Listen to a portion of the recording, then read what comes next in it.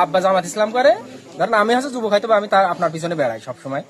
তা আপনি একটা কাজ করেন, যেহেতু গ্রামে গ্যাঞ্জাম হচ্ছে, ফেসাদ হচ্ছে, তা আপনি এতটুকু ইয়ে করেন যে আব্বার ভোটটা মনে করেন যে জামাত ইসলামে চলে গেছে, ওইটা নিয়ে আর কোনো টেনশন ইয়ে করেন না, যেহেতু সে আমার বাপ আর আমি বিএনপি করি, আপনার সাথে আমি আসি, আপনার সাথে চলছি।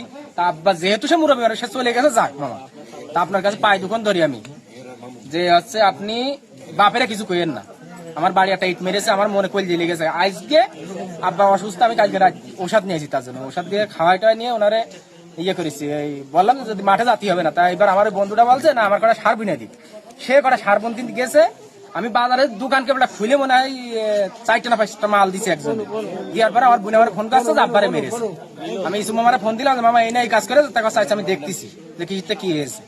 তাহলে আমার কথা আমি তার পায়ে ধরে বললাম যে আমার বাপ জামাত ইসলাম করে, ঠিক আছে, আমি তো বিএনপি করি, বা আপনাকে সাথে বেড়াচ্ছি, আপনার ইয়ে করতেছি, তাহলে আপনি কেন এই কাজটা করলেন আমারে? এখন আর এর কোনো কইবেন না, এখন বলতেছে যে না এর মীমাংসা করতে হবে।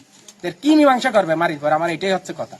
এখন আপনারা এসেছেন, আপনারা দেখছেন, বা এমপি সাহেব আছে, আপনাদের দেখা আছে কিভাবে কি করে, এটার একটু সমাধান চাই। আচ্ছা, আপনি যেহেতু বিএনপি করেন, আপনার আব্বা বলছিল যে আপনি তাদের সাথে গেছেন। আমি গেছি, মানে আমি তাদের মিছিলের এখনো পর্যন্ত আমার কাছে ইয়ে আছে। বুঝছি, আপনি